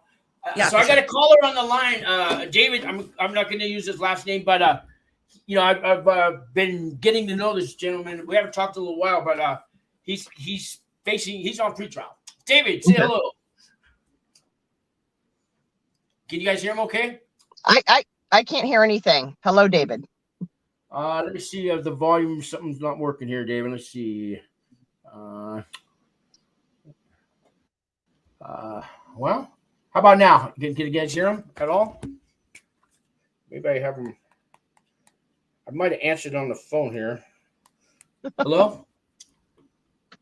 Yeah, I can hear you. You guys can't hear him at all? I can't hear David. No. I wonder why. Because I hear him just fine. Let me put the microphone down. Say hello, David. See if they can hear you now. You don't hear him? I hear him. I don't hear him. How about, David, you want to call me right back and I'll put you on the phone and I'll hold the phone and the mic for some reason. You want to just call right back? Okay. I'm going to have him call right back. And then we'll put him on the phone. He's going through his own personal problems on his pretrial. I don't want to give too much away unless he wants to talk about it. But he's been watching this whole show, he said. So. Oh, cool. And here we go. And I'm trying to. All right. Everything's ringing. There we go. Press 1. To send a voicemail, press 2. Oh. You got a lot going on over there, Sean. Yeah, I know. I'm trying to get it. All right. There we go. Too many things are. Hello. Can you hear me? Yeah, I hear you. All right. You guys hear him now? Yeah, I can hear him now. Okay. I had too many devices hooked up. I got to fix all this. So how you doing, David? I know we haven't talked in a while. What's going on with your case, man? Well, I go to sentencing next year. They did change it again. Okay. So Next just year. sitting back, holding on. Yeah. Yeah. Yeah, next year. Your spirits aren't sounding so good right now. I mean, is it has anything they've given you any numbers of how much time you're going to get, or is it still the same as last time? 89 months. That's what 7 years. Yeah, 7 years. It was a little more when we first talked. Ooh. It could have been. Yeah. But then there was the home. It was 20. Yeah, but then we were trying to get you out on some medical and home confinement and all that stuff. How's that looking with your lawyer? Yeah, well, basically, I'm still out, sitting here while I'm working pretrial. I'm still keeping with my doctor's appointments and, everything, like I said, a lot different than the beginning. So, hopefully, it'll change again for me. It's all for the best right now. Okay. Katie says hello to you, too. She's one of the viewers on here. She says hello. Hey, David. Hello, yeah. Hey, David. Oh, she can't hear David. Well, that was an old. I think she can now. Okay. I don't think anybody. We've got it now. I'll work on these little kinks. Last time I checked I had it hooked up on my other screen. It worked fine. But today, anyway. Well, Dave. I mean, I've gotten to know this man, some of his family members too. I think this man David here is a great guy, but he's under this realm of the feds, man. And the feds got you. They got you. He's still he's here in probation, home confinement. He's here in 20 years. He's here in 7 years. God, I mean, this is every day you go through this, right? And how many people, David, think that you're not even going to prison because you would have been locked up by now? They don't just let you hang out at your house. Says that, What, you go to court every now and then? So that's probation. You're not going to prison. How many times do you hear that stuff? Yeah, I go out to my doctor's appointments. I go see my mother at the nursing home any day I want to. I take my daughter to work. I get out. Yeah, but you still got the ankle I bracelet? can't go no further than that. You still Yeah, got I still got it. Still? They changed it to a GPS instead of home confinement monitor. Okay. That's better, I guess, GPS rather than home confinement? Yeah. Yeah, because I get to go out and move around. Oh, you don't have to have permission now. You could just go Oh, out. okay. Okay. Yeah, I got a curfew 7:30 to 5:30. 7:30 a.m. to 5:30 at night, yes? Yeah. Okay, that's better than it used to be. I mean, it's still, we're supposed to be innocent until proven guilty here, but this indictment process that they got, like I must have missed that day at school, and I can't find that page in the Constitution, but Yeah. Yeah, I posted that sent this April 6th. They changed it to next year, so Oh, man, I don't know why they keep changing it. I signed the plea. And you signed a plea and you're still delaying. It's like, don't you want to get this over with? But on the other hand, no, I don't want to get it. I don't want to do it at all. I get it, you know? Yeah. Yeah. Yeah, Katie's saying she says, I feel for your pain, David. I'm on home confinement and an ankle monitor as well. Nice to know I'm not alone. Nah, she's not alone. Yeah, not alone. She's not alone, but I just look at it where it could have been worse. Oh God, yeah. It could have been. You could be worse sitting too. in a county jail this whole time.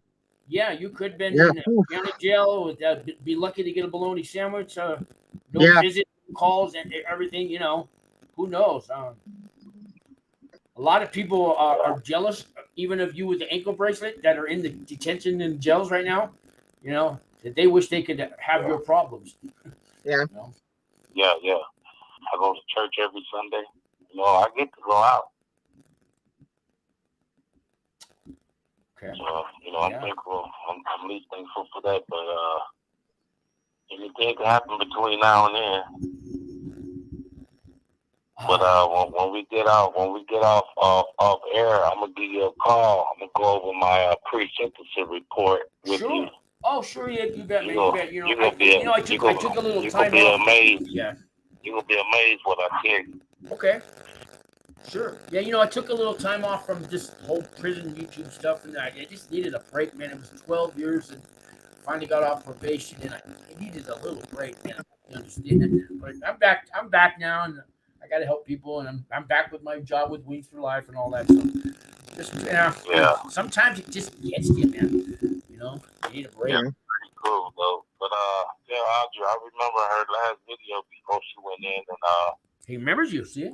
I like that. She looks great. I like her tattoo. Thank you. So Audrey, how many? There's been a whole bunch of people today to remember you. See, you weren't alone that whole time. I'm inspired. I'm impressed. So Katie, when the time comes, you won't be alone when you go through this inside either. And we got email systems, we write you letters, whatever. Yeah. There's a world of people, and if Katie, if you want to come on the show and say goodbye to the world and all that, not goodbye, don't use the word. See you later. Yeah. But if you want to come and just get it off the chest, because sometimes you come on the show and you tell it's on YouTube forever, and it's like you're not alone anymore. People know you're going through this prison. If you'd like to come on, just let me know. And David, I know David has a clause where he can't do social media. Is that? Do you still have that? Is that still a stipulation with you? Yeah. He wants to, but he can't. His lawyer won't. They won't let him. Yeah. I can't even tell you why. So this could be the most famous man in the world that you're listening to right now, or maybe not. I can't tell you. Is that you, Denzel? I love you since '93.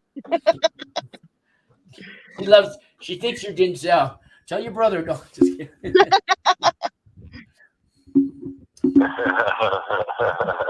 He may be in some history books. I'll just tell you that, but I can't tell you anymore. Don't call me on the side and ask me who he is. I can't tell you. Oh, you know I'm going to though, right? I know you're gonna. But I can't tell you. He can tell you. I can't tell you. Yeah. Even though I want to. When I get done with this journey, I'm really going to look her up. You hear that, Audrey? I like that. I like proactivity. I like someone who knows what they want and they go for it. Katie says, "Hey, I'm jealous. You get to go out, David. They don't let me leave except for the doctor and church." That's how David used to. Remember, David? That's how it was with you in the beginning, right? Doctor in the church. Yeah, that's how it is for me now. It's just that I have so many doctors and she let her get out every other day. Oh. Katie says a lot of doctors. She says you're the second famous man.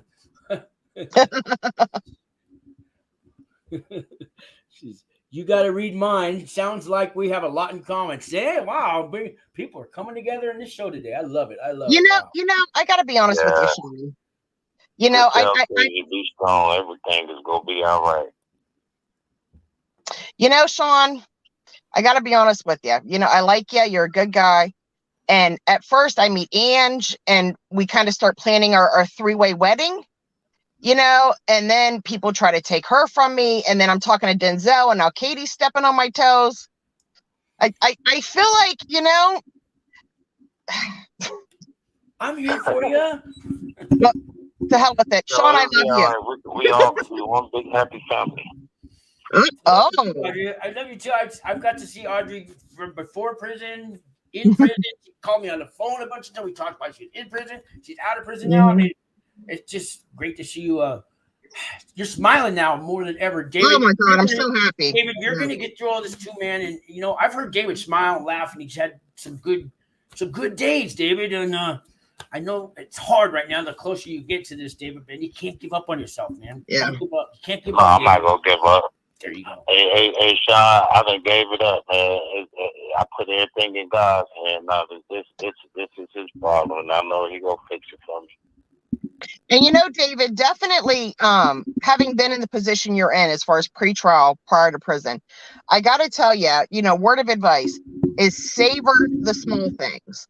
You know, the little moments with your loved ones, the Arby's beef and cheddar, you know, the Papa John's pizza, the nice day and the sitting on the porch and drinking your coffee or your tea when it's raining but it's warm out. You know, the little tiny things, the sun on your face, savor them like they are the Last Supper, because when you get in there, those memories, you know, are what's really going to help carry you through a lot of the psychological struggle, is being able to say, you know, is being able to recall good things, positive things, things that were pleasing to your senses, and knowing that those things are within reach because your prison time is finite. You know, it has an end date. So, you know, and reiterating to yourself, I will have these things again.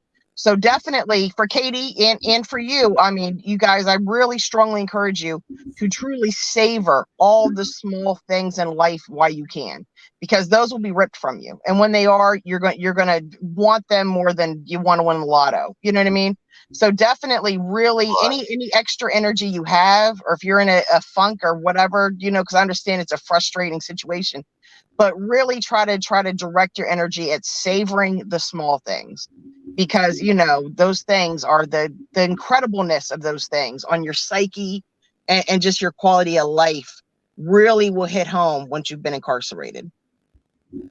Yeah. Good stuff. Yeah, good stuff. Good stuff. David, I know on the lighter side, I did a classification evaluation with David, and I think he had 6 or 7 points. So he is going to a camp. Awesome. So we know for a fact David's going to a camp. Remember that, David? We did the classification thing. So Katie, I can do that for you too. We figure out how many points. So there's a point system that you get sentenced with, but then there's a classification point system. It goes anywhere from 1 to I don't know 100 points, I guess. But if you have 11 points or less, you go to a camp. Yeah, women, it's different though, Audrey. Isn't it a little different? Yeah, our number brackets for that and for pattern scores are different brackets. Do you know what they are? I don't have them memorized, but I know when I went into prison to camp, I was a low with one pattern score with my overall pattern score, and a minimal with my violent pattern score. And by the time I left prison, I was minimum with both. And I also know those numbers can go in the negative. So some people were so low that their number was a negative number on their pattern scores. Yeah, there was a few of them white collar Mr. Goody Two Shoe guys that came in with zeros. Sure, buddy. But a little jealous. But yeah, but even the housing designation is a little different for women too. Is it? Okay. I think in some areas it's more strict, and I think in some areas it's more lenient. So, you know, I think that for women, you know, if you've had a few squabbles, you know, a few assault charges, that's not going to impact you the way it would a man, because of course a man hits you, you might get a broken jaw. The average woman hits you, your ego is going to be hurt more than anything, you know. But also, I think when you have a long history of substance abuse, that plays harder against you as a woman than it does men, you know, and these kind of things. I think that level of education, you know, is a little different for each gender as far as, you know, the scoring system. So I think a lot of it is somebody somewhere in some office, you know, sat down with their psychology degree and their human behavior degree and said, this is the proper brackets for the two genders, or, you know, the two. Yeah, because they would know. genders. Yeah. Somebody it happens rules where they play God and get paid for it. Yeah, I get it. Yeah, so really, the brackets are, it is what it is. I mean, we can't, it's what we're dealing with. But I think overall, I think pretty much everybody at camp is a lower minimum as far as their pattern scores goes. It has a lot to do with your age. If you're under 25, they give you 8 lot points. more points. 8 points out of the gate. If you self-surrender, they take off 3 points. So that's good. That's how my one went from a low to a minimum while I was incarcerated, is completing programs, of course, that takes time off, or, lowers your score. And then I also went from, and I'm going to tell you guys a secret, I went from 41 years old to 42 years old in prison. So that actually made me drop a couple points too. However, if any of you ever talk to my youngest child, I am in fact 22 years old. I've been telling him that for a long time. He believes me. I really need one person on this planet to think I'm 22. So how old is your son? 6. So, because I'm trying to do the math. Yeah. Did you have him legally? So hopefully when he's 30, he still thinks I'm 22, or at least pretends to, and I'll take that. Yeah. Okay. But legally speaking, I'm so impressionable at that age. Let him think you're 22. Yeah, right? That's a good impression. Yeah. Let's see here. David, I know it's getting close to 3. I got something to do with 3 in like 15 minutes. David, let me give you 5 minutes. Audrey, let me give you 5 minutes to finish the show, and then I kind of got to go, guys. All right. Okay. So David, I'll give you 5 minutes here or whatever you need to. Yeah, I'm good. I'm good, Sean. What I'm gonna do, I'm gonna go ahead and get offline, and I do want to talk to you before you actually go take care of your business. I'm only take a few minutes. Okay, yeah, that's fine. That's fine. Yeah, just give me 10 minutes after I cut the show off here, and then call me, okay? All right, cool. Hey, Audrey, stay cute. I hope I see you. Thank you. And it was nice talking to you for a minute. I look forward to talking to you more, David. If you want me to give you David, you want David's number, Audrey? And you guys want? Yeah. All right, I'll swap numbers for you guys off the side here. Okay. Okay. Hey, thank you. I appreciate that, Sean. You bet. Yeah, not a problem. Sean. So I got to text Angie to Audrey to David. Okay, I got it. And Katie, are you in on this too? This. The networking is happening. Yeah. Good stuff. And we bringing Katie in, and the Midwest Fly person, and whoever. I don't. Yeah. We got a lot going on. You just let me know. All right. Okay, David. I'll be talking to you real quick here, and thank you for calling in. And now back to you, Audrey. And final words, advice, everything. Take us home. I will say, if you're a person who's pre-incarceration, or if you're a person who's just curious about any of this, or if you have a loved one going into federal prison, particularly camp, I highly recommend my original channel, Fed Phoenix. I document my journey from target letter all the way up to my self-surrender. And, I've wrote out prison bids with a lot of loved ones throughout my life. So I didn't go into the prison system, completely, unknowing of what to expect, and even some of the vernacular and that kind of thing. And I definitely over the years paid attention to what other people did to prepare, and asked people who I knew who had been home, what did you do to prepare? What would you have done differently? So there's a lot of not only my personal experience, but a lot of very practical advice and information on my Fed Phoenix channel. And as you know, as I'm trying to get back control of the original channel, I have a backup channel that I've made since I've been home, Fed Phoenix 2. And that is just videos that I have produced since I've been home. Of course, the technology is horrible. I mean, you see my camera moving around, it's because I'm holding my cell phone. So, so the tech quality is going to be horrible or not that impressive. However, I believe that the content is worth your time. So I really invite all the viewers, to check it out. And I love feedback, good and bad. If you got some respectful, negative, constructive criticism, I think is the term. I'm happy to hear it, because I'm growing. It's in life, you're always growing, you got to. So, so I'm down for any constructive criticism. And I definitely really love any kind of support and encouragement, because I'm human. And if I can be supportive and encouraging, I want to be. There's a lady I'm talking to now. She's getting ready to self-surrender. And, it brings me a lot of joy to know that my experience can be something that makes other people's experience more tolerable, or more pleasant, or more manageable. And that's really just something that I really want to give. to my audience and to people in general. I love it. I love it. And I'll give you the rights to this show, or I can email it to you, or however you can have the copy of this too. Okay. YouTube owns it, not me. So right. YouTube owns everything. Yeah. They do. They do. They sure do. And thanks all you guys for coming on today. Hey, you want to do this? I like what we had. You free next weekend? Do it again next weekend? Yeah, let's do it. Let's do it. Okay. Because if we get people like Katie keep watching us and stuff. Harvey, every Saturday, 4 o'clock, Harvey, in an hour, I got to catch Harvey because he goes live at 4. Harvey Talks Prison, guys. In an hour, he goes live every Saturday. I don't think check that out. I don't think he's ever missed one. So go check out Harvey Talks Prison, guys, in about an hour. Okay. I'm going to be there too. I'm going to check them out. Okay. It's 4 o'clock Mountain Time, but it's in an hour, right? Because you're Eastern Time. Yeah, it's almost 5 p.m. here. Yeah. It'll be 7 o'clock there, I guess. Yeah. Yeah. Well, I'll be on the online watching. So Harvey did 29 years, guys, in the Missouri State Prison, and that's incredible. I can tell you all about it. I think Harvey's totally evolved and turned into a really good man now. Yeah. I don't think he was when he was 19 in prison, but he is now. Right. All right. And so anyways, God bless all you guys. Thank you. Audrey, call me and I'll do those numbers for a switch. Yes. I'll give you text. Thank you, Sean. Thank you for having me on. Thank you for introducing me to more people. And I'm happy to be home, and I'm happy to have people like you in my corner, that are really being supportive and encouraging. And you're welcome. And Katie wants us to pair up every week because I took a little break from my 2 years of YouTube videos, so I need to get something regular going. If you're game, I'm game. Yeah, let's do it. Let's do the Sean and Phoenix hour. Phoenix and Sean, ladies first, man. Ladies first. You need the viewers more than me. So the snack cake theme really was catching there. So maybe just ho-hos and ding-dongs every Sunday. The ho-hos and ding-dongs show. Hey, we get all kinds of people watching that. Ho-hos. I feel like a lot of people will accidentally become followers. Yeah. And Charlie Sheen, maybe he'll come on, winning ho-hos, right? Never. But can we get Denzel? Sure. Wait, you get Charlie Sheen for me, Denzel for you. Right? Perfect. Wait, that didn't come out right. I don't like Charlie that way. I felt like I just got to know more about you, Sean. No. I went to prison, but I held on to my soap. All right. Well, take care, buddy. And it's been good. And I appreciate you. And definitely let's do this again. You bet, man.